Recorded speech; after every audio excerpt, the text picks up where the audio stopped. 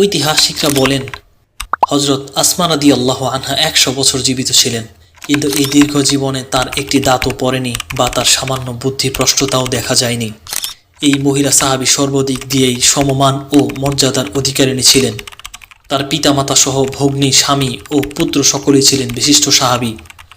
একজন মুসলমানের এর চাইতে বেশি সম্মান, মর্যাদা ও গৌরবের বিষয় কি হতে পারে? পিতা হযরত আবু বকর সিদ্দিক রাদিয়াল্লাহু আনহু রাসূল সাল্লাল্লাহু আলাইহি সাল্লামের জীবনকালের বন্ধু।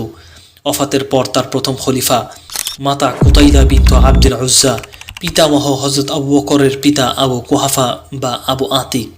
উম্মুল মুমিনিন হযরত আয়েশা রাদিয়াল্লাহু আনহা তার বোন। রাসূলুল্লাহ সাল্লাল্লাহু আলাইহি ওয়াসাল্লামের হাওয়ারি বিশেষ সাহায্যকারী জুবাইর ইবনুল আওয়াম রাদিয়াল্লাহু আনহু তার স্বামী ও সত্য এবং ন্যায়ের পথে শহীদ হযরত আব্দুল্লাহ ইবনে জুবাইর তার পুত্র। এ হলো হযরত আসমা বিনতু আবু বকরের সংক্ষিপ্ত